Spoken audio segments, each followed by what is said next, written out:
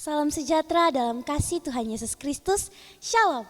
Bertemu kembali dalam program Kusapa, kunjungan, sharing, dan pengembalaan. Program yang dilaksanakan oleh Jemaat Kemim Betania untuk membahas seputar pembacaan dalam menjabarkan trilogi pembangunan jemaat. Dan untuk pembacaan kita saat ini diambil dalam Yakobus 4 ayat 1 sampai 10. Dan pembawa materi adalah Bapak Pendeta Andrio Awi STH. Sedangkan tema yang diangkat adalah tunduklah kepada Allah dan lawanlah iblis. Mengawali acara ini kita akan berdoa. Mari berdoa. Kami menaikkan doa dan ungkapan syukur hanya kepadamu ya Tuhan, yang terus memelihara dan menuntun kehidupan kami. Kami bersyukur atas anugerah keselamatan yang menjadi bagian kami. Oleh karena itu ya Tuhan, biarlah kami boleh terus ada dalam ketaatan dan kesetiaan untuk mengikuti apa yang menjadi kehendak Tuhan. Saat ini Tuhan, kembali kami datang berkumpul di tempat ini untuk belajar dari kebenaran firman. Biarlah oleh tuntunan Roh Kudus-Mu memampukan kami untuk mengerti maksud dan kehendak Tuhan lewat firman ini. Dan biarlah lewat firman ini semakin memperlengkapi kami untuk melakukan tugas pekerjaan pelayanan Tuhan di dalam memberitakan Injil. Engkau berkati hamba-Mu yang saat ini Engkau utus dan pakai, Pendeta Bapak Andrio Awi STH. Biarlah kiranya dia dimampukan, diberikan hikmat, diberikan kemampuan oleh Tuhan, sehingga dia mampu membawakan materi ini, sehingga kami benar mengerti apa yang menjadi kehendak Tuhan di dalamnya. Tuntun acara dan program kami saat ini, di dalam nama anak-Mu Yesus Kristus kami berdoa. Amin. Baiklah, pembacaan kita pada malam hari ini terambil dalam Yakobus 4 ayat 1 sampai ayatnya yang ke-10. Hawa nafsu dan persahabatan dengan dunia. Dari manakah datangnya sengketa dan pertengkaran di antara kamu? Bukankah datang dari hawa nafsumu yang saling berjuang dalam tubuhmu? Kamu mengingini sesuatu tetapi kamu tidak memperolehnya. Lalu kamu membunuh, kamu iri hati, tetapi kamu tidak mencapai tujuanmu. Lalu kamu bertengkar dan kamu berkelahi. Kamu tidak memperoleh apa-apa karena kamu tidak berdoa. Atau kamu berdoa juga, tetapi kamu tidak menerima apa-apa karena kamu salah berdoa, sebab kamu minta itu hendak kamu habiskan untuk memuaskan hawa nafsumu.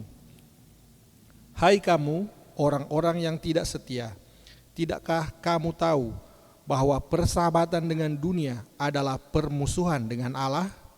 Jadi, barang siapa hendak menjadi sahabat dunia ini, ia menjadikan dirinya musuh Allah. Janganlah kamu menyangka bahwa kitab suci tanpa alasan berkata, roh yang ditempatkan Allah di dalam diri kita diingininya dengan cemburu. Tetapi kasih karunia yang dianugerahkannya kepada kita lebih besar daripada itu. Karena itu ia katakan, Allah menentang orang yang congkak, tetapi mengasihi orang yang rendah hati. Karena itu tunduklah kepada Allah dan lawanlah iblis, maka ia akan lari daripadamu. Mendekatlah kepada Allah dan ia akan mendekat kepadamu. Tahirkanlah tanganmu, hai kamu orang-orang berdosa, dan sucikanlah di hatimu, hai kamu yang mendua hati.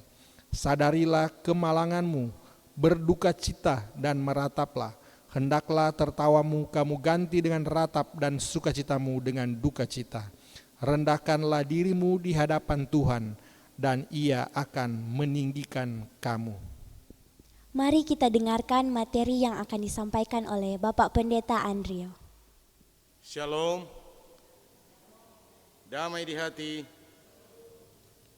puji Tuhan. Kembali lagi kita diperkenankan Tuhan untuk program Kusapa, yang mana kali ini kita akan menelaah sekitar surat Yakobus pasalnya yang keempat ayat 1 sampai ayatnya yang ke-10. Saudara-saudara, kali ini kita mengusung tema untuk pemberitaan firman Tuhan pada tanggal 29 September yang akan datang, berjudul Tunduklah kepada Allah dan lawanlah dosa. Tema ini sesungguhnya bersifat ajakan atau perintah, tetapi di dalamnya juga mengandung nasihat atau petunjuk hal bagaimana seharusnya kita sebagai warga gereja, sebagai orang Kristen harus hidup sesuai dengan iman kita.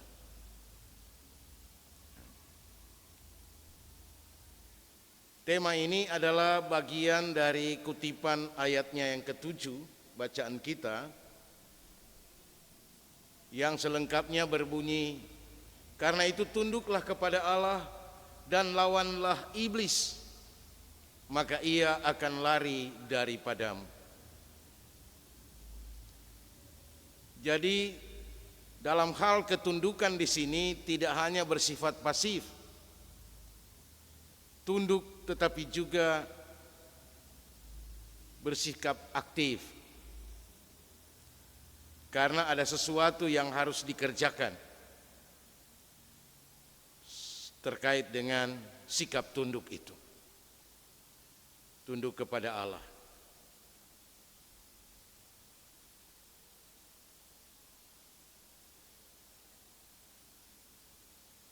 Kata tunduklah adalah satu ajakan yang diambil dari kata hupotasso dalam bahasa Yunani. Artinya taat ataupun setia, ya. Hidup dalam pengasuhan. Dalam hal ini taat dan hidup dalam pengasuhan Tuhan Allah.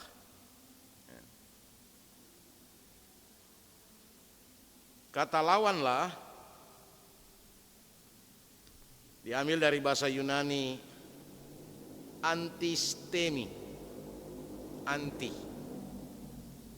Ya, kalau orang tahu artinya anti, kan? Anti artinya mencegah, menolak. Artinya menentang atau mengadakan perlawanan. Iblis itu menggunakan kata diabolos.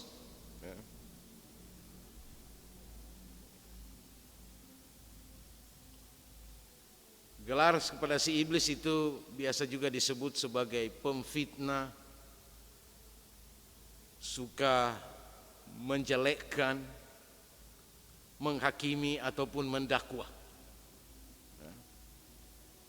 suka menuduh. Tujuan pekerjaannya adalah memisahkan kehidupan manusia dengan Tuhan.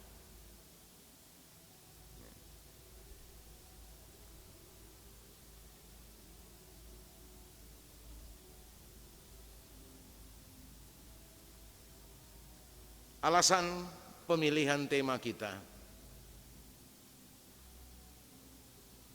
Tema ini sesungguhnya juga punya alasan sebagai kritik terhadap cara hidup orang Kristen yang masih banyak tidak mencerminkan hidup yang kudus.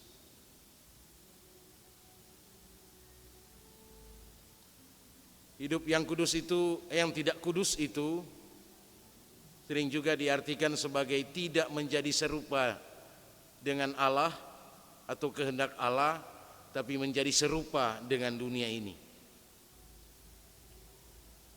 kecenderungan lebih banyak mengikuti keinginan-keinginan dunia,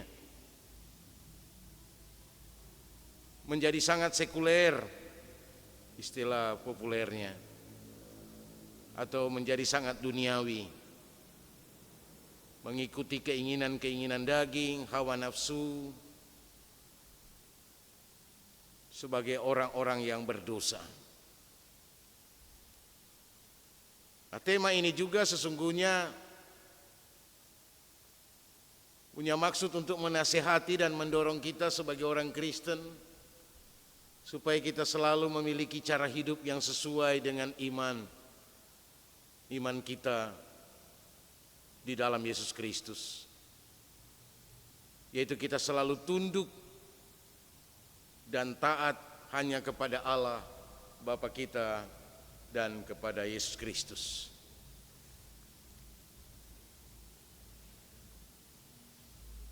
Sekarang kita masuk pada pengantar surat Yakobus.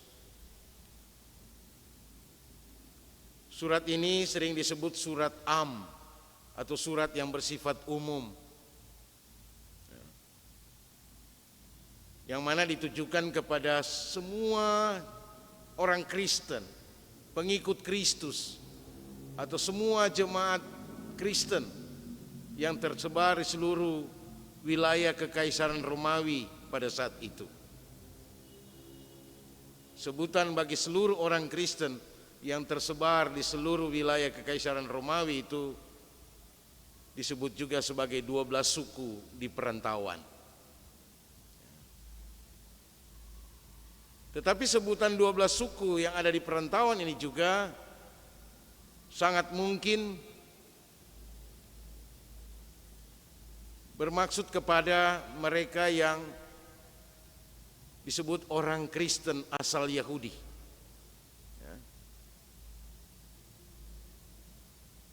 Yang tinggal tersebar di luar Yerusalem. Itu maksudnya disebut di perantauan.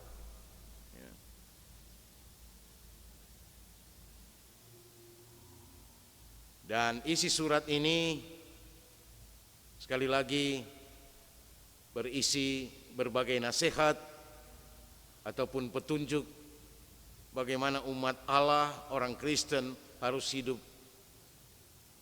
secara benar dan memperlakukan sesamanya dengan baik.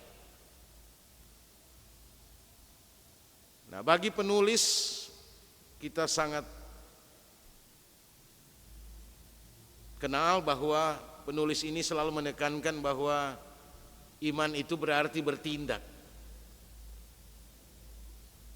Iman tanpa perbuatan disebut iman yang mati. Ya. Walaupun kita memang dibenarkan oleh iman, tapi iman itu sesungguhnya juga seperti diperlihatkan oleh Abraham. Abraham itu aktif, ya, mengimplementasikan imannya, ketaatan dan kepenurutannya kepada perintah ataupun firman Tuhan. Nah, penulis kitab ini dikenal sebagai yang bernama Yakobus. Ada juga yang menghubungkan Yakobus ini sebagai saudara Yesus. Ya.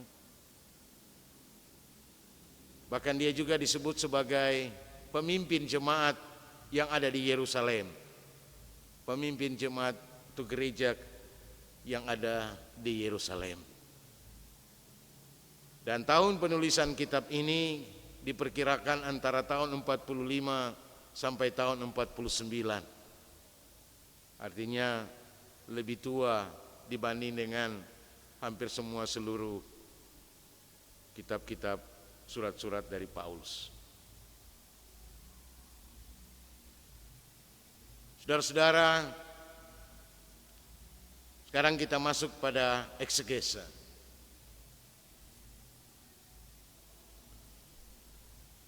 Saya berusaha membagi perikop pembacaan kita Yakobus 4 ayat 1 sampai 10 ini dengan 3 pokok pikiran.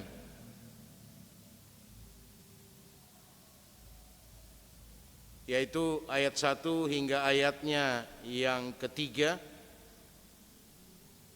cara hidup yang dikendalikan hawa nafsu.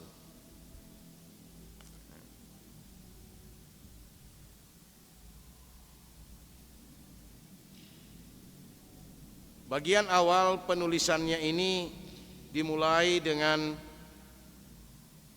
satu pertanyaan retoris, ya, atau dua pertanyaan retoris dalam rangka menarik perhatian pembaca ataupun pendengar, karena terkait dengan hal ini ia bermaksud untuk mengarahkan segenap pikiran pembaca ataupun pendengar supaya memperhatikan apa yang hendak disampaikannya. Dimulai dengan satu pertanyaan, dari manakah datangnya?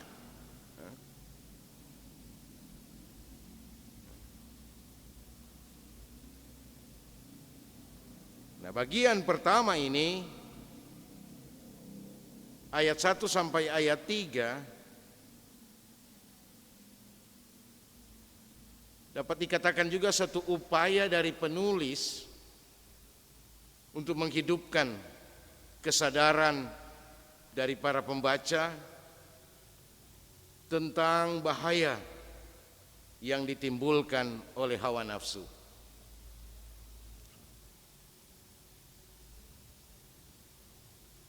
Bahwa hawa nafsu itu, terutama hawa nafsu yang tidak terkendali, tidak terkontrol, merupakan pintu masuk segala yang jahat. Seperti perkelahian. Perkelahian itu diambil dari kata bahasa Yunani yang arti harfiahnya peperangan. Dan pertempuran untuk kata pertengkaran itu.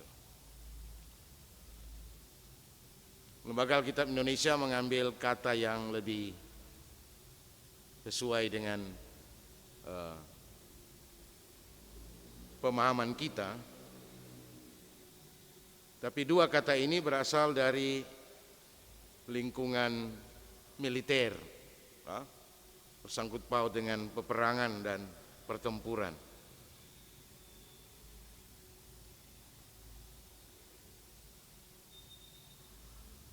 Bahkan pembunuhan, bukan hanya pertengkaran, perselisihan, permusuhan, tapi juga sampai pada pembunuhan, iri hati.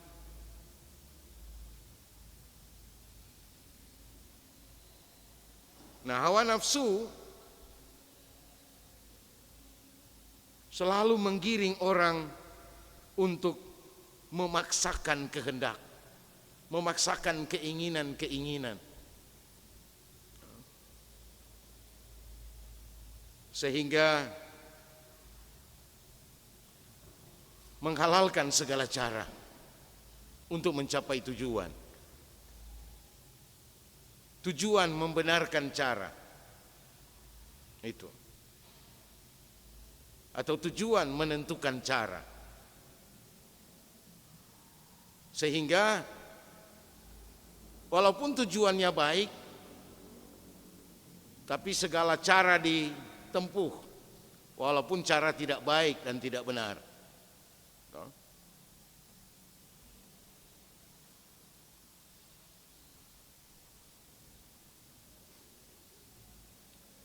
Nah, hal ini juga disampaikan oleh penulis dengan contoh. Misalnya yang terjadi di jemaat, ada yang mengingini sesuatu tapi tidak memperoleh, maka membunuh. Jalan yang ditempuh. Membunuh tentu saja ini membunuh orang yang menghalangi, melenyapkan penghalang.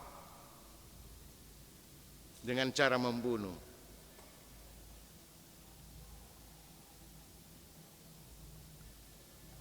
Hawa nafsu juga menimbulkan iri hati.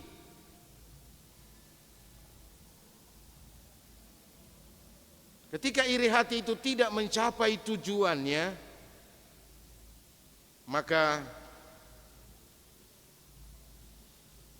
yang ditempuh juga sekalipun berkelahi ataupun bertengkar,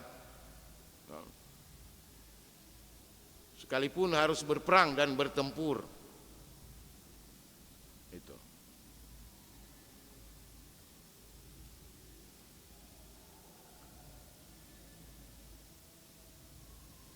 Nah, karena itu hawa nafsu membuat orang sesungguhnya tidak memperoleh apa-apa, tidak mendapatkan apa-apa.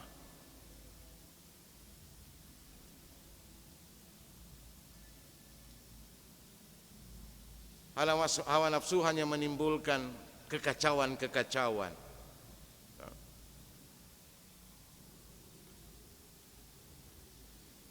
Mengapa tidak memperoleh apa-apa? Karena tidak berdoa, tidak meminta kepada Allah. Dan kalaupun ada berdoa, tetapi berdoa yang salah, meminta kepada Allah, tapi apa yang diminta kepada Allah itu hendak dihabiskan untuk memuaskan hawa nafsu.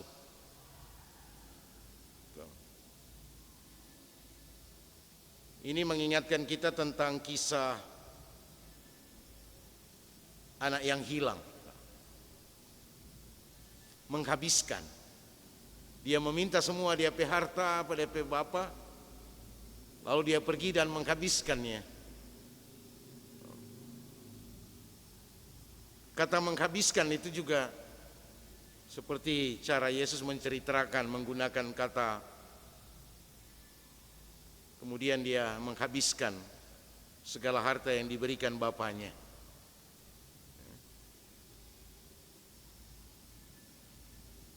Nah, saudara-saudara,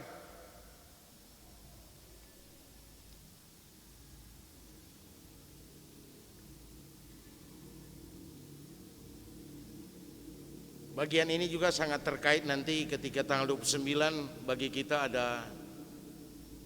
adalah ibadah pengucapan syukur khususnya untuk masyarakat Kota Manado toh. Nah, jangan sampai kita ada berdoa meminta kepada Allah, tapi apa yang kita meminta kepada Tuhan orang mau kasih habis tanggal 29.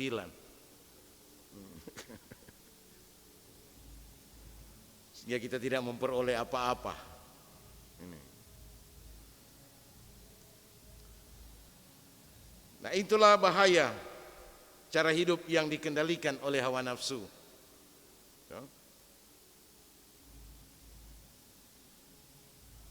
Ada berdoa tapi salah berdoa. Bukan kehendakmu yang jadi, tapi kehendakku yang harus terjadi.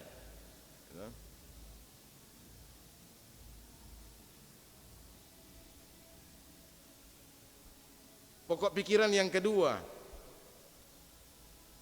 saya melihat ini sebagai sebuah ajakan. Walaupun ini bersifat amsal, tapi inilah ajakan supaya hidup orang Kristen itu harus bersahabat dengan Allah, bukan bersahabat dengan dunia ini. Konotasi awal dari bersahabat itu artinya bekerja sama. Ataupun berteman akrab, berteman dekat. Ya.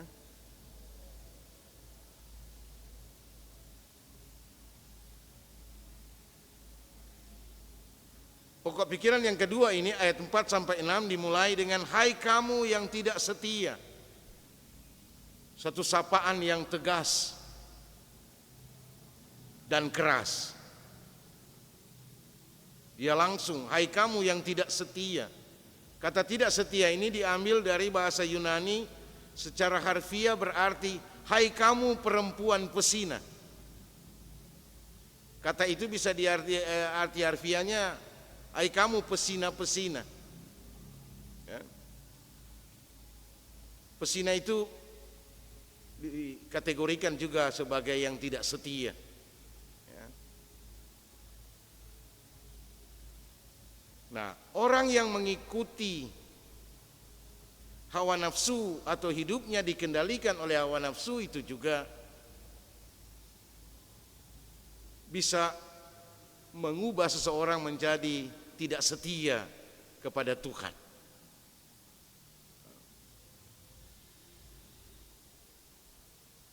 Karena hawa nafsu itu sering mementingkan diri sendiri, mengutamakan diri sendiri, tidak mempedulikan orang lain.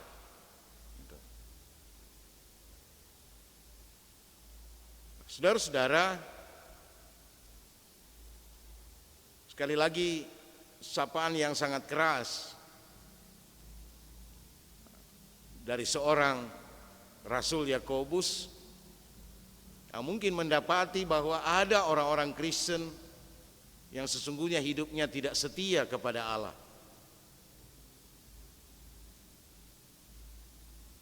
Ketidaksetiaan itu menunjukkan bahwa ia bersahabat dengan dunia.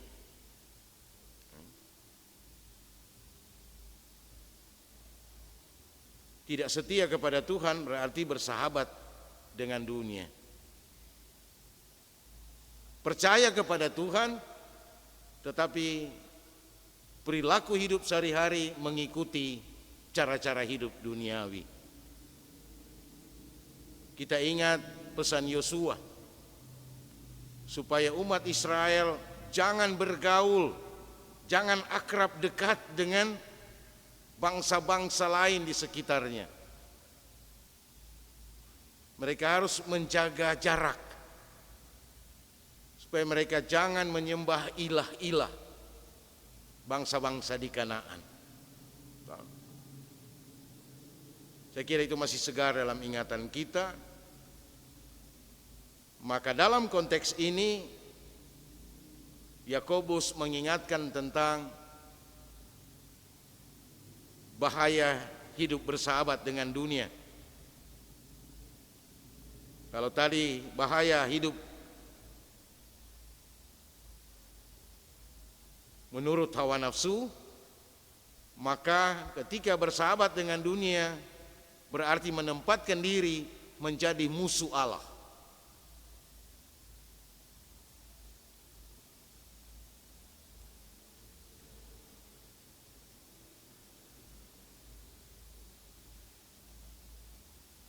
Menjadi musuh Allah berarti menuruti keinginan-keinginan dunia.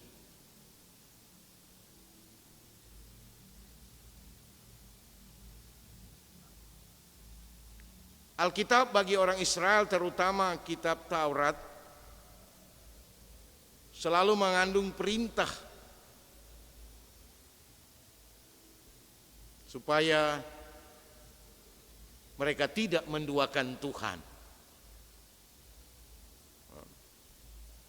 10 hukum Allah itu, 4 hukum pertama itu menegaskan supaya mereka mengutamakan Tuhan.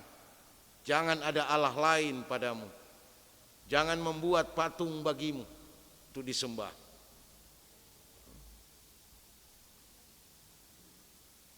Karena itu kitab Taurat itu juga sebetulnya menggambarkan bagaimana Allah itu Allah yang cemburu. Allah yang tidak mau diduakan. Karena relasi antara Allah dan umat Israel itu selalu dihubungkan sebagai pasangan abadi, pasangan suami istri. Allah sebagai suami dan umatnya sebagai istrinya.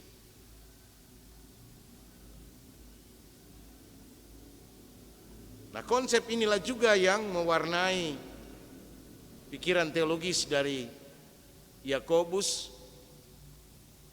sehingga menghubungkan itu juga dengan perilaku orang Kristen yang ada di perantauan atau 12 suku yang ada di perantauan itu. Rupanya di Tengarai ada perilaku-perilaku hidup itu tengah-tengah persekutuan jemaat Kristen.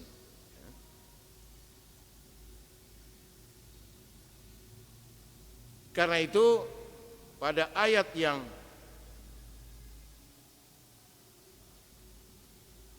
keempat dan kelima itu penulis berusaha untuk memberitahu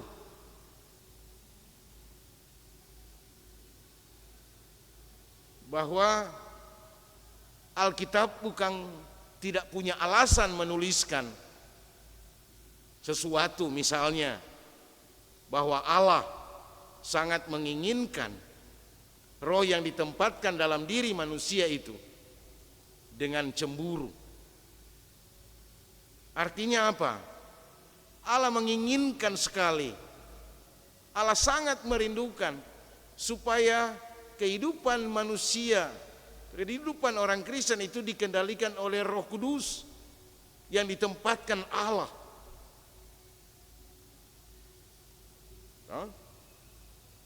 Supaya taat kepada Dia, hidup menurut perintah Tuhan, supaya setia hanya mengandalkan dan mengutamakan Tuhan. Gitu. Kalau tidak taat dan setia kepada Tuhan, maka Allah yang cemburu itu akan murka. Kecemburuan Allah adalah simbol daripada kemurkaan, kemarahannya.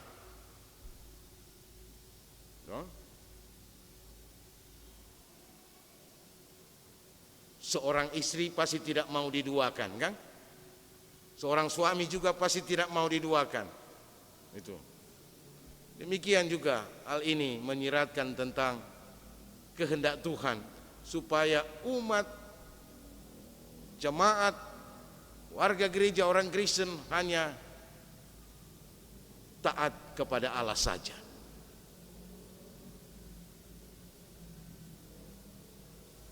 Sungguh pun kita masih hidup di dunia ini, jangan menjadikan alasan torang masih ada di dunia.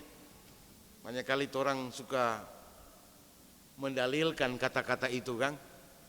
Salah-salah pendeta masih di dunia untuk membenarkan torang pe perilaku.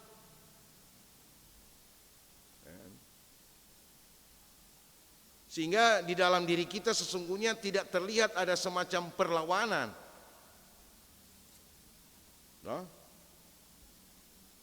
Terhadap hawa nafsu dunia ini. Mau iko arus jo. Seperti itu mungkin.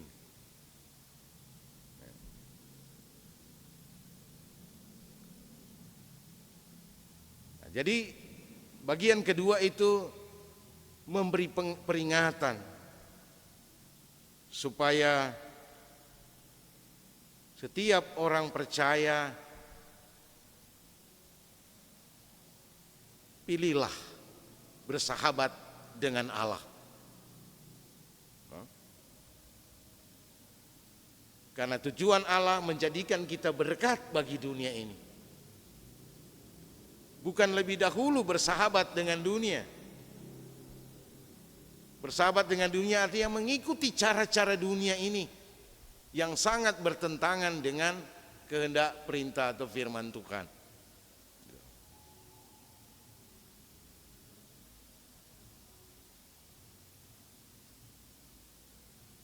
Konsep Allah yang cemburu itu juga diberitakan oleh para nabi. Karena sekali lagi cemburu berarti mencintai dengan sangat, toh? Mengasihi dengan sangat. Cemburu itu bagian dari rasa kecewa karena dikhianati. Gitu. Nah, karena itu di sini mau menerangkan dengan jelas tentang kehendak Allah yang tidak mau dikhianati oleh umatnya. Kalau dikhianati, Allah pasti marah. Tapi istimewanya apa? Di sini dikatakan tetapi, ya, anugerah Allah lebih besar daripada kecemburuannya. Sungguh pun Allah murka dan marah, tapi sesungguhnya ini yang harus diketahui. Alkitab punya alasan untuk mengatakan itu. Ya. Firman Tuhan selalu punya dasar, bukan tanpa dasar mengucapkan kata-kata itu. Bahwa Allah membenci orang congkak dan mengasihani orang yang rendah hati. Itulah anugerah. Sehingga bagi kita keselamatan itu adalah anugerah, bukan terompe usaha, bukan usaha manusia, bukan jerih lelah kita sehingga kita menuntut, kita sudah berusaha. Sehingga kita membanggakan atau menyombongkan terompe usaha. Tapi keselamatan itu sekali lagi adalah anugerah Allah, pemberian cuma-cuma dari Tuhan. Bagian ini mau menerangkan bahwa sungguh Allah itu Maha Penyayang, Pemurah dan Pengasih. Tapi kasihnya selalu hanya ditujukan kepada mereka yang rendah hati, pada mereka yang mau merendahkan diri di hadapan Tuhan. Yaitu mereka yang merasa tidak berdaya, yang merasa lemah, yang merasa kecil. Cara hidup seperti itulah yang dikehendaki Tuhan kepada orang Kristen.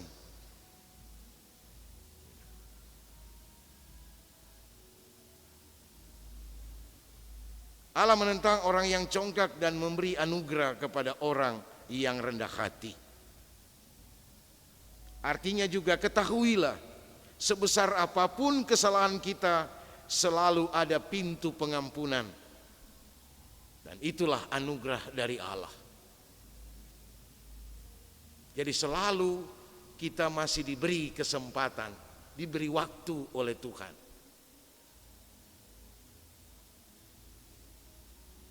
Maka selanjutnya bagian yang ketiga,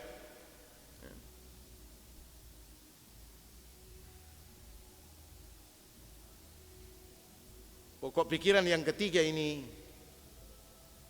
memang merupakan bagian dari kesimpulan seluruh perikop dan juga diangkat sebagai tema khotbah kita di minggu yang akan datang. Pokok pikiran ini berisi tentang tunduklah kepada Allah dan lawanlah iblis. Tunduk bukan berarti berdiam diri atau bersikap pasif. Tunduk di sini berarti juga aktif. Karena walaupun kita tunduk atau taat dan setia mengikuti perintah Tuhan, tetapi tidak melakukan sebuah perlawanan, tidak aktif, tidak berjuang, kita akan tetap terus menjadi target. Karena dianggap kita selalu lemah di mata iblis. Jadi tunduklah, taat, setia hanya kepada Allah, melakukan kehendaknya, artinya mengutamakan Tuhan dalam hidup kita, mengendalikan hawa nafsu,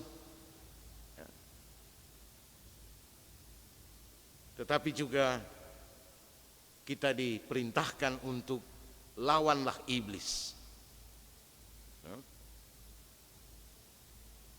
Melawan iblis itu artinya berjuang menantang kuasa dosa, menolak keinginan-keinginan daging,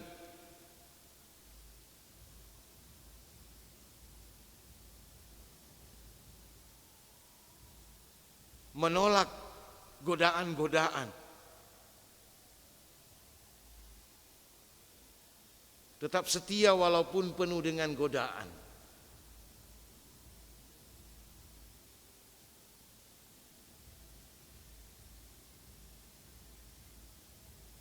Karena kalau kita tidak mau melawan iblis, dia tidak akan mau pergi dari kehidupan kita.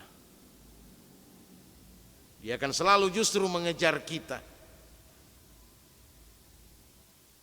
Tapi kalau kita melawan, ada janji kepastian dari firman ini bahwa iblis itu akan melarikan diri.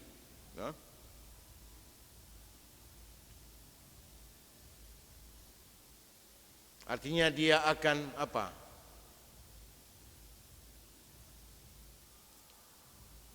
Menyingkir dari kehidupan kita. Bahkan di sini dikatakan lari, ya, melarikan diri, atau berpaling. Dia akan cari target lain, karena dia pikir, aduh, susah mau lawang pada dia. Maka dia bilang, oh ini lemah dia, gampang sekali mau atur pada dia. Mulai dia jajah. Itu. Jadi perlawanan itu juga harus kita lakukan, ya, supaya dia tidak memandang enteng kotor. Iblis juga kalau berat dia nih mau, dia kan suka cari gampang nih iblis.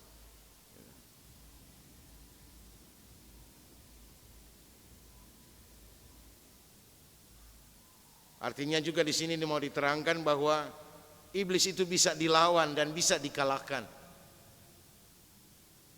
Dan bukankah dia juga memang sudah dikalahkan oleh Tuhan kita Yesus Kristus?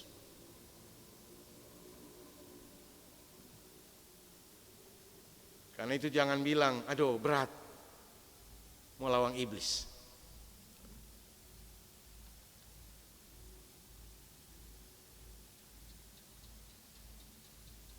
Cara melawan iblis adalah menolak segala yang dianjurkan.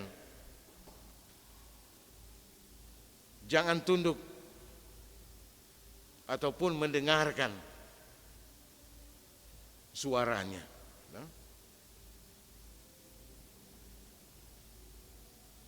Banyak kali orang so bikin cerita yang seagak membuat kita tergoda, tidak mau menghindar. Batanang suka mau dengar terus.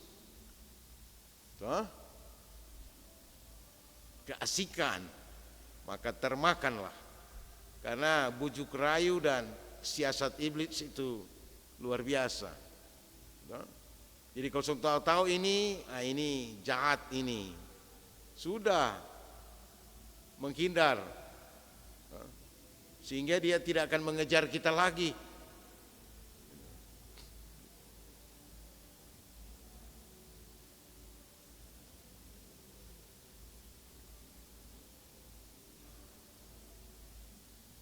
Sekali lagi ada jaminan pasti iblis itu akan melarikan diri atau berpaling, menghindar dari kita kalau kita melawan. Tapi kalau tidak melawan, akan terus jadi sasaran, jadi target untuk dijauhkan dari Tuhan. Nah, bagian ini juga kemudian menegaskan mendekatlah kepada Allah, maka Ia akan mendekat kepadamu.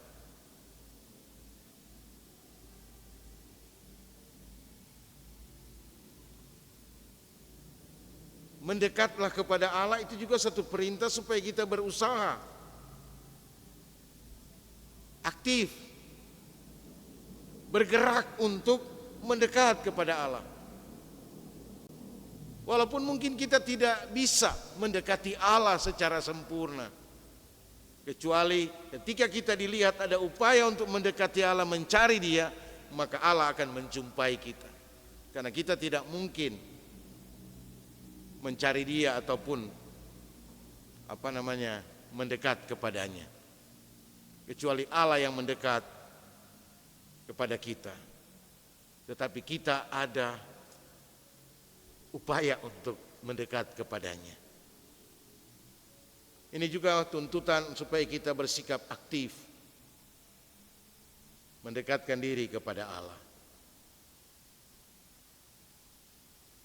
Bagaimana mendekatkan diri kepada Allah? Yaitu tahirkanlah tanganmu, hai kamu orang-orang berdosa. Ini simbolisasi tentang adat istiadat mencuci tangan itu, artinya juga membersihkan dari segala bentuk yang sudah mencemari tangan kita, mencemari perbuatan-perbuatan kita.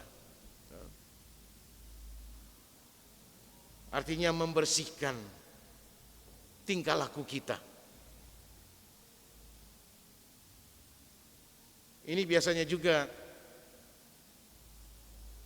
simbolisasi dari tugas pelayanan seorang imam. Sebelum ia melakukan kerja pelayanan di Bait Allah, ia harus mencuci tangannya, membersihkan. Simbol supaya apa yang mencemari itu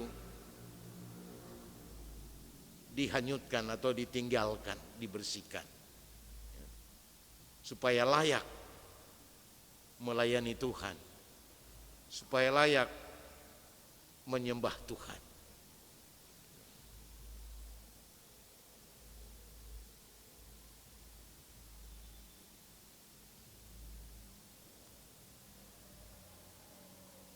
Upaya mendekatkan diri kepada Allah juga supaya menyucikan hati. Nah, hati ini adalah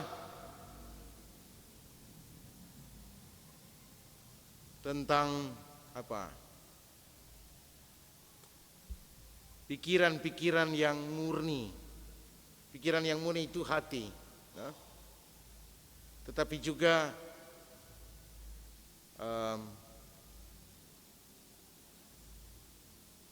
suatu upaya untuk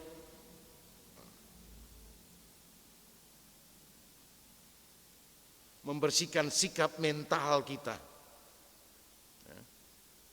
Karena kalau menyangkut hati itu selalu dihubungkan dengan pikiran. Pusat pikiran manusia itu hati, bukan di otak. Secara spiritual itulah yang dipahami, secara teologis itulah yang dipahami dalam Alkitab. Pusat pikiran itu hati, bukan otak. Karena di hati inilah segala bentuk pertimbangan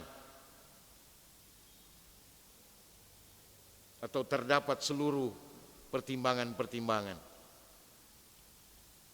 Apakah pertimbangan yang baik atau pertimbangan yang buruk?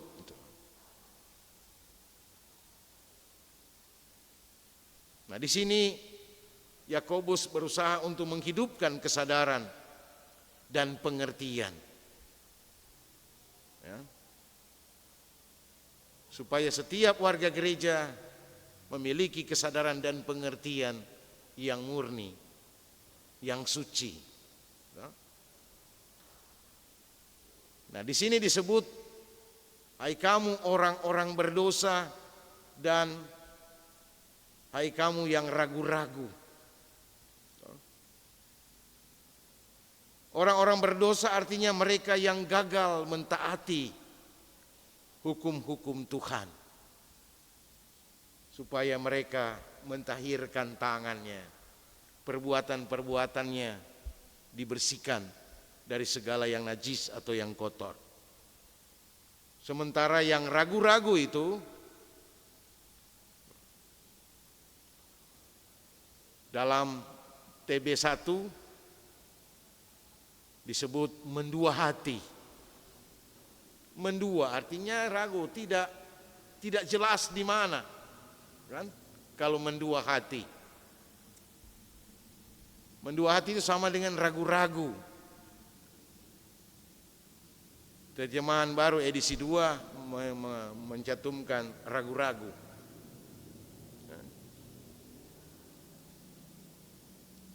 Karena yang sering mendua itu hati, kan?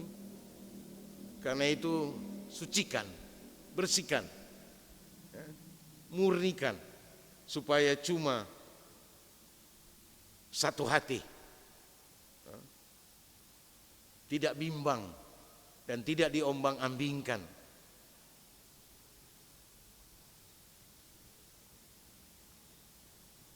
Nah, hal yang berikut yang harus dilakukan sebagai tanda nyata tunduk dan mendekat kepada Allah adalah menyadari kemalangan akibat segala perbuatan yang sia-sia, akibat perbuatan-perbuatan dosa. Sadarilah, artinya insaflah. Nah, keinsafan itu harus diwujudkan dengan mengubah perilaku congkak yang suka bersenang-senang, yang suka memuaskan hawa nafsu. Itu semua semu, itu semua sandiwara, itu semua tiada arti. Maka lebih baik yang harus ditunjukkan adalah rasa penyesalan, rasa berduka. Dan harus punya sikap meratap. Meratap artinya mengeluh dengan hati yang tulus, menangis.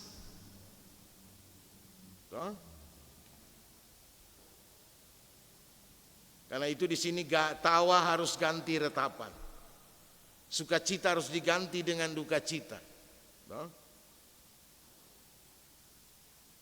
Dan pada akhirnya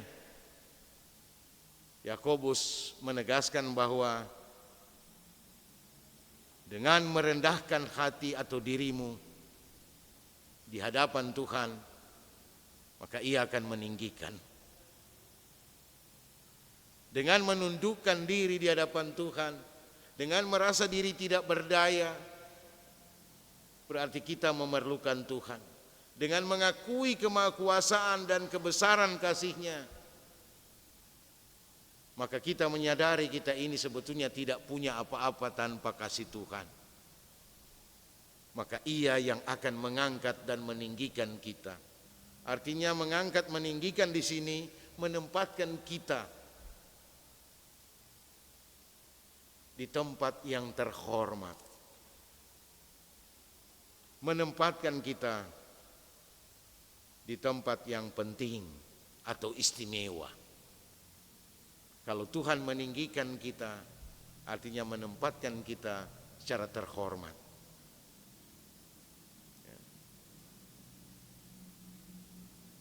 Pada akhirnya kita menemukan kesimpulan bahwa penulis menghendaki kehidupan orang Kristen itu harus selalu mendekatkan diri kepada Tuhan dengan penuh kerendahan diri, penuh kerendahan hati. Itulah yang akan membuat kita mampu melawan iblis, melawan persahabatan dengan dunia ini, dan melawan hawa nafsu. Kita melihat mulai dari hawa nafsu, bersahabat dengan dunia, menjadi tidak setia kepada Allah, sehingga pada akhirnya berarti kita mengikuti iblis di situ. Melawan iblis berarti juga menolak tawaran-tawaran dunia, menolak supaya kita jangan menjadi serupa dengan dunia ini. Tunduk kepada Allah berarti juga kita mampu mengendalikan hawa nafsu, bukan hawa nafsu yang mengendalikan kita. Ya. Itulah pokok pikiran yang ketiga, yang di dalamnya berisi tema panggilan bagi kita untuk bertobatlah. Ya. Dan bertobat itu harus terus menerus kita upayakan dalam hidup ini. Jangan menyerah.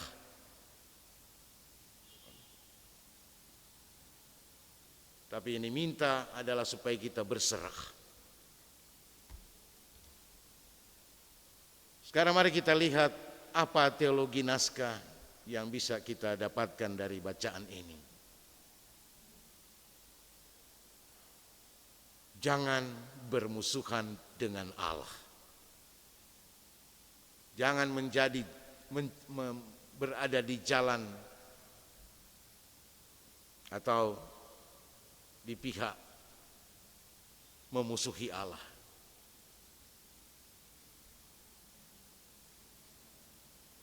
Tinggalkan persahabatan kita dengan cara-cara dunia ini. Persahabatan sekali lagi bekerja sama dengan dunia ini. Tapi kita harus mengutamakan bekerja sama dengan Allah. Karena bekerja sama dengan dunia ini, kita akan selalu dikendalikan oleh hawa nafsu.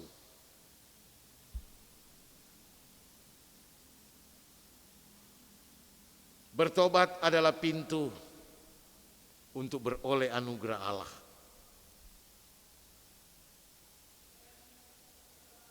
Anugerah Allah lebih besar dari kecemburuannya, dari murkanya, dari kemarahannya. Karena itu kita selalu memahami kasih Tuhan itu tidak terukur, bahkan tanpa batas. Artinya selalu ada pintu yang terbuka untuk kita boleh datang kepada Tuhan. Dengan mentahirkan tangan, menyucikan hati, dan menyadari siapa kita sesungguhnya.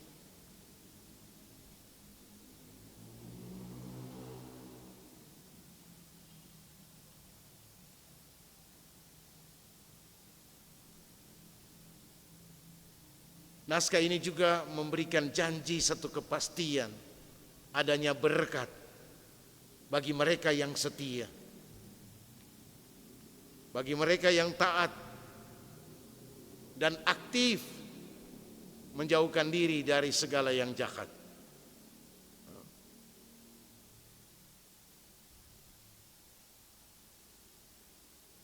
Bahkan ada janji Allah sendiri yang akan mendekat. Kalau kita mendekat, Dia juga akan mendekat.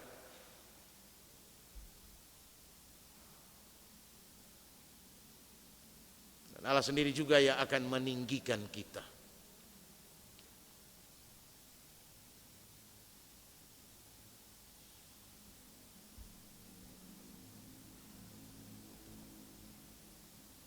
Mari kita lihat implikasi.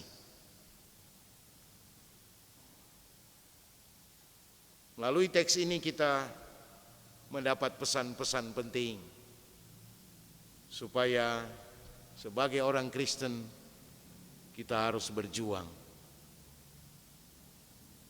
dengan sungguh-sungguh mengendalikan hawa nafsu.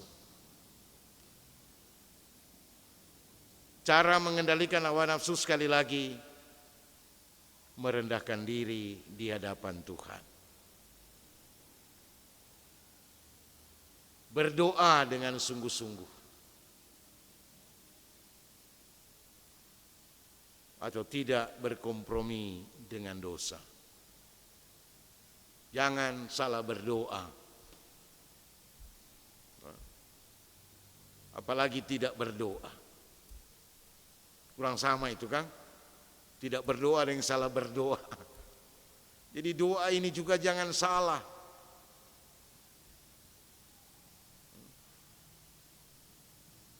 Sungguh pun kita telah menyampaikan semua menu permohonan kepada Tuhan, tetapi kita harus juga menyadari siapa kita. Sehingga yang terjadi bukanlah kehendakku tetapi kehendakmu. Kesediaan mental seperti itulah yang harus selalu dimiliki oleh orang Kristen. Karena Tuhan lebih tahu langkah-langkah ke depan yang terbaik yang Dia sediakan kepada kita. Tapi seringkali ketika keinginan ataupun doa kita tidak didengar atau tidak dijawab, apa yang kita minta kita tidak dapat mendapatkannya, kita menempuh cara-cara dunia ini. Nah, janganlah juga dalam rangka pengucapan syukur ini kita hanya mau memuaskan hawa nafsu sehingga memaksakan keinginan-keinginan. No? Biar dompet kosong, mari meja ini boleh kosong.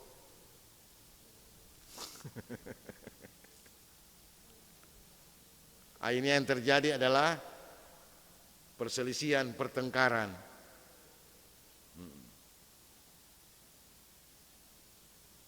Tetapi janganlah juga pengucapan syukur ini menjadi cara menyombongkan diri.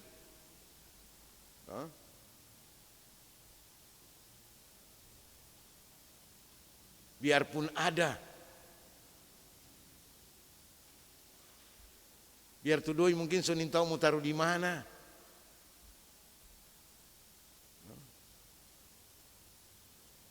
Sehingga saya sempat menyinggung itu hari Minggu. Jauh sebelumnya yang saya siapkan yergen-yergen.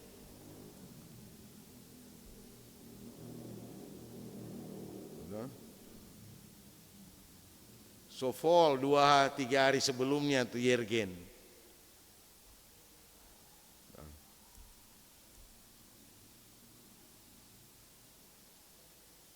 Ini juga bagian dari hawa nafsu dunia. Bersahabat dengan dunia ini.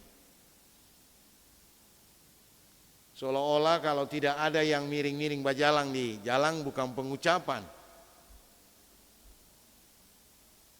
Oh, ini kok 1 tahun 1 kali.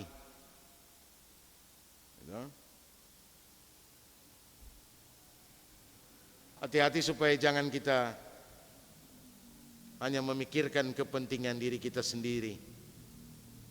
Karena saya ulang lagi, saya mendengar satu konten yang menyampaikan bahwa Indonesia ini adalah termasuk negara yang paling boros makanan. Setiap tahun kita menghabiskan ataupun membuang secara percuma 551 triliun rupiah menyia-nyiakan makanan. So siapkan banyak-banyak, so memasak banyak-banyak, tetapi yang disisakan itu 37%. Nah, 37% yang menjadi sia-sia ini setelah dikalkulasi setahun itu dan dirupiahkan, dia mencapai 551 triliun. Bukan sedikit itu, 551 triliun. Anggaplah penuh, bulatkan di 500 triliun. IKN itu dibangun 460-an triliun mungkin. Bisa saja orang tiap tahun membangun IKN baru. Kata dari konten itu.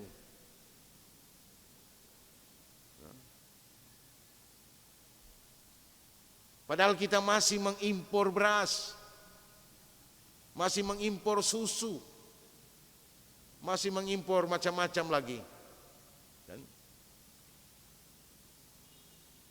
Nah, karena itu dikategorikan Indonesia ini negara boros.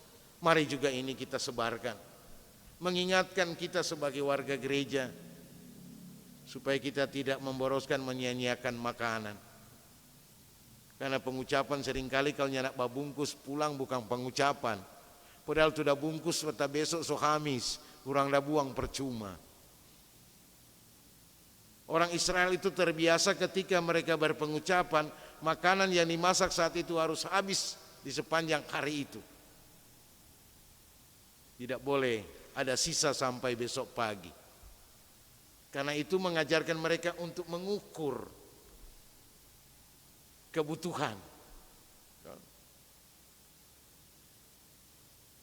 Tapi seringkali jadi alat ukur bagi kita adalah keinginan, bukan kebutuhan. Itu juga keinginan itu hawa nafsu. Karena itu mungkin ini mengingatkan kita, memesan pada kita supaya pandai-pandailah berkalkulasi. Bukan cuma orang Israel itu pandai matematika, orang juga bisa.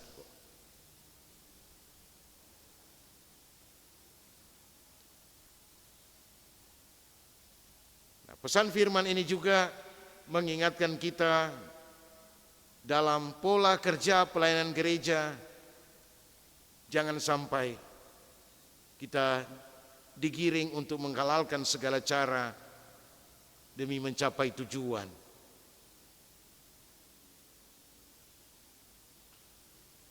Pola kerja pelayanan gereja harus punya dasar teologis, seperti kata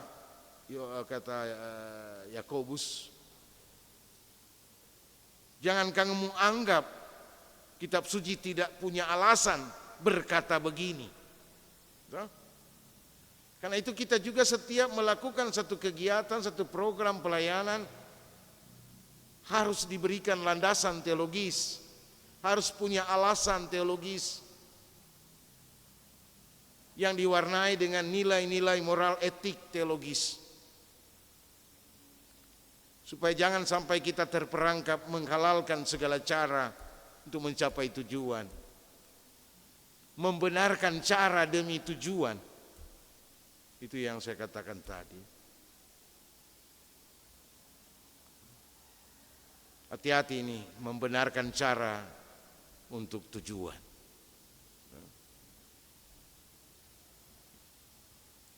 Harusnya cara yang membenarkan tujuan.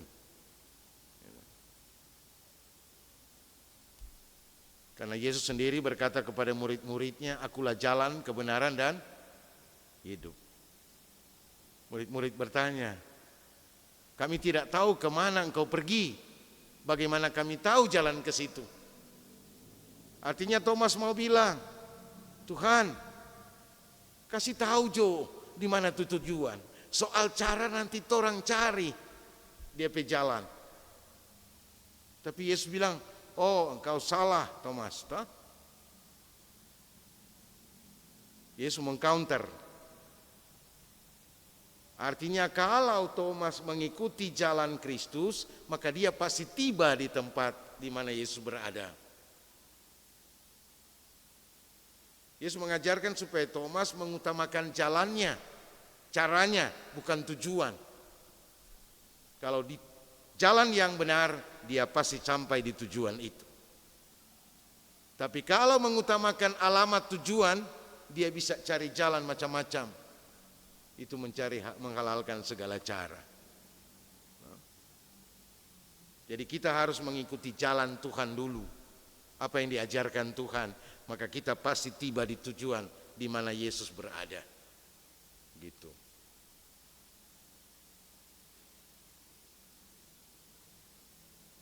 Menjadi sahabat Allah berarti rajin beribadah. Mendekatkan diri kepada Allah berarti beribadah kepadanya. Sehingga dia tahu, dia lihat kita ada berusaha, berjuang mendekatkan diri kepadanya. Kalau tidak ada usaha untuk mendekatkan diri,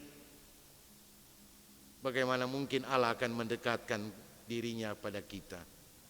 Ini juga perlu disampaikan kepada mereka yang semakin pesimis ataupun kurang semangat, gairah dalam persekutuan ibadah.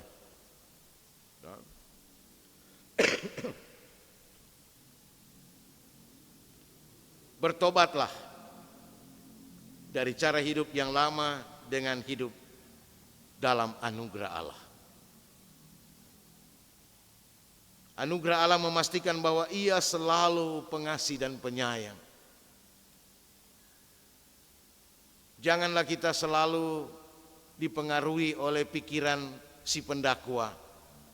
Ketika kita mengalami pergumulan, ketika kita mengalami beban hidup, si iblis ini suka mendakwa, suka menuduh. Ini karena dosamu, ini karena ini karena ini. Mungkin juga, tetapi sangat mungkin. Tapi seringkali juga itu pergumulan, beban itu diizinkan Tuhan untuk menguji kesetiaan kita. Karena itu walaupun kita menghadapi masalah pergumulan, pun itu sangat berat, tetaplah kita percaya. Kita punya Tuhan yang pengasih. Ia selalu menunggu di pintu kemurahannya pada waktu yang tepat. Karena Dia tidak mau menjatuhkan kita. Tuhan mau meninggikan kita atau menempatkan kita di tempat yang sebenarnya.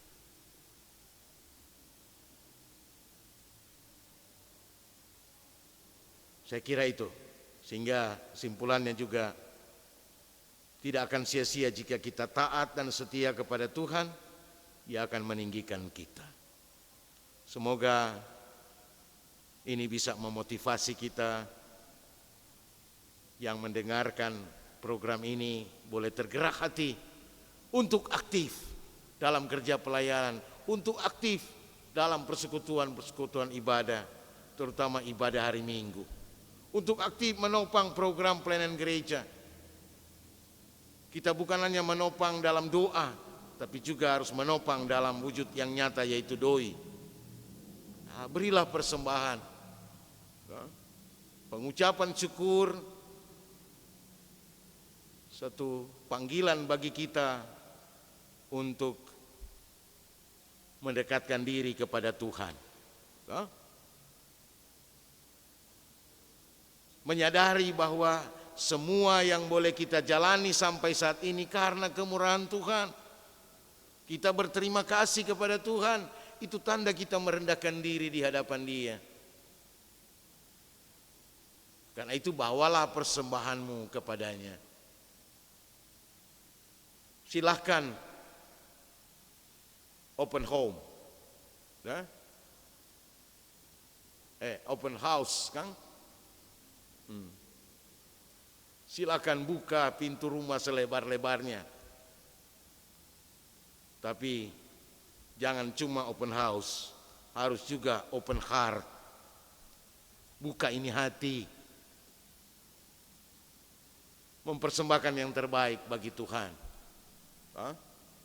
Itu cara menyucikan hati, open heart. Saya kira ini sudah ada catatan tambahan, tapi mohon maaf kurang lebihnya. Tuhan kiranya memberkati firman ini. Amin.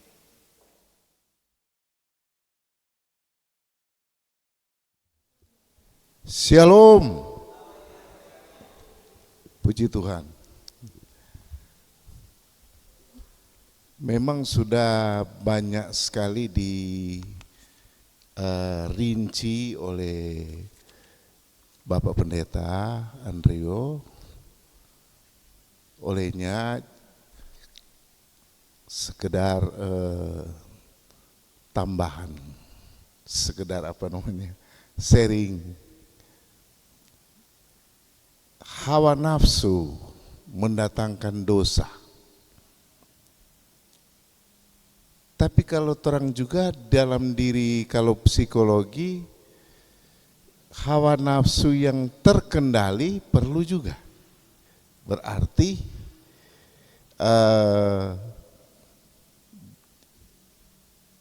yang tidak terkendali itu yang dosa.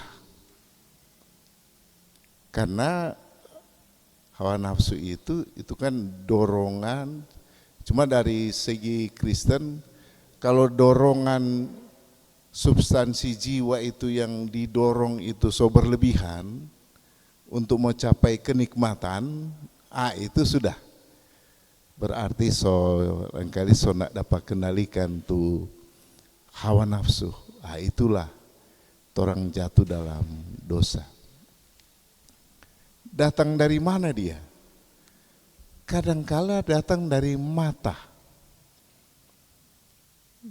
Jadi tuh mata ini juga orang mesti jalia tuh bagus-bagus. Kadangkala juga datang dari tangan.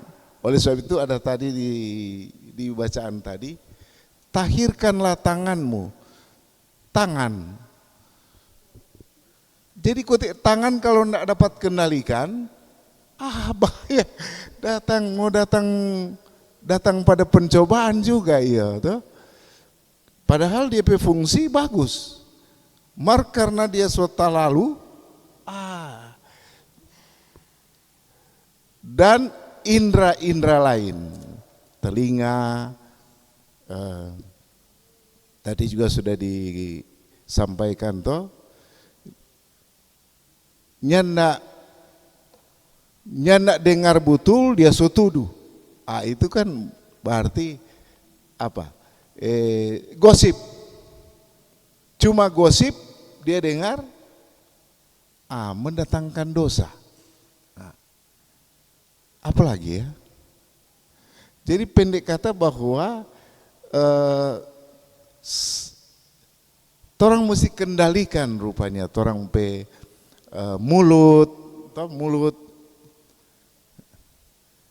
mulut juga orang mesti kendalikan, bibir orang mesti kendalikan juga. Jangan sampai mendatangkan dosa. Terima kasih. Saya hanya menangkap apa yang dikatakan tadi oleh Profesor Ari Kabulur sebagai Wakil Ketua Majelis Jemaat tentang melewati batas. Artinya sesuatu yang tidak terkendali itu akan melewati batas.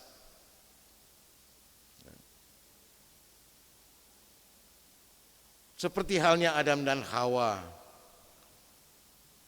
Petunjuk garis yang sudah ditetapkan sudah ada. Jangan kau makan buah itu. Nah, ketika mereka makan, berarti mereka telah melewati batas. Larangan itu tidak lagi dihiraukan. Larangan itu bagian dari batas. Ketika melewati batas itulah out control. Maka disitulah memang sudah ditegaskan, terima kasih sudah ditambahkan, terjadilah bermacam-macam perbuatan dosa. Ya. Pertengkaran, perkelahian, iri hati sampai pembunuhan.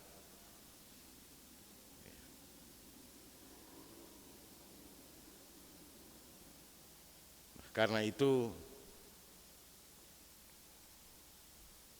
kita perlu mengendalikan hawa nafsu. Hawa nafsu itu bagian dari karunia Tuhan. Secara psikologis dia tetap ada di dalam diri kita. Kalau dia dikendalikan dengan baik, dia akan memberi kehidupan yang baik.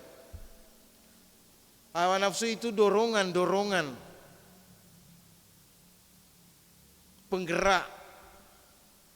Tetapi kalau dia sudah bergerak melampaui batas, seperti kata Yosua, menyimpang ke kiri dan ke kanan, semulai siksak ya kan? Istilah Yosua menyimpang ke kiri ke kanan, itu siksak DP nama kan, mulai tidak benar, maka hidup akan terus mendatangkan kemalangan. Gitu. Karena itu sadarilah kemalanganmu. Waktu Tuhan selalu tersedia untuk anugerahnya yang mengampuni dan menyelamatkan.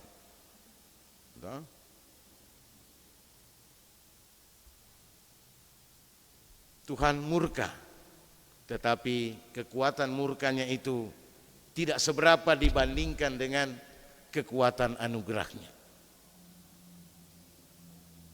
Selagi masih ada waktu, bertobatlah. Tahirkanlah tanganmu dan sucikanlah hatimu. Termasuk organ-organ yang lain. Artinya itu memang sudah mencakup, mewakili organ-organ yang seringkali dikuasai oleh hawa nafsu. Termasuk mata. Dari mata turun ke hati. Mata itu jendela hati katanya. Jadi karena mengintip lewat mata, dia turun ke hati. Ya, saya kira terima kasih. Disampaikan terima kasih kepada hamba pelayanan Bapak Pendeta Andrio Awi STH. Tuhan Yesus memberkati kita semua. Kita akan berdoa penutup. Program ini doa penutup akan dibawakan oleh Ibu Santi Rosang. Mari kita satu di dalam doa, kita berdoa. Segala puji syukur, hormat serta kemuliaan kami naikkan kepadamu ya Allah Bapa di sorga. Karena cinta kasih Tuhan selalu kami rasakan di tengah-tengah kehidupan kami. Kami sungguh mengucap syukur kepadamu Tuhan ketika pada saat ini kami boleh mengikuti program Kusapa. Bapa di dalam sorga, biarlah ya Tuhan, apa yang kami dengarkan bersama, itu dapat kami pahami, dapat kami mengerti, di tengah-tengah kami menjalankan akan pelayanan di gereja Tuhan. Ya Allah ya Tuhan kami, mampukan kami Tuhan, untuk selalu taat dan setia menjalankan akan perintah Tuhan.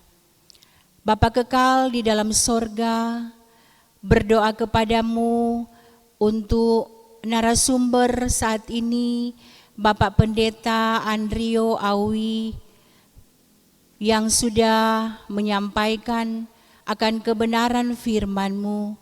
Biarlah ya Tuhan ya Allah kami, Engkau terus memampukan Bapak Pendeta di dalam tugas dan tanggung jawab pelayanan yang Tuhan anugerahkan dalam kehidupan Bapak Pendeta bersama dengan istri dan anak-anak yang kekasih. Bapak kekal di dalam sorga, dalam kunjungan sharing dan penggembalaan saat ini, di dalamnya kami boleh memberikan persembahan syukur yang semuanya itu berasal daripada Tuhan Allah sendiri. Untuk itu ya Tuhan ya Allah kami, diberkatilah persembahan yang kami berikan ini Tuhan, agar boleh terpakai untuk pelayanan yang ada di gereja Tuhan. Dan mampukanlah kami Tuhan untuk mempersembahkan persembahan yang kudus di hadapan Tuhan. Bapa kekal di dalam sorga, mengakhiri akan acara kunjungan sharing dan penggembalaan saat ini, biarlah ya Tuhan, Engkau senantiasa memberkati kehidupan kami semua. kesehatan dan kekuatan akan senantiasa menjadi bagian di tengah-tengah kehidupan kami.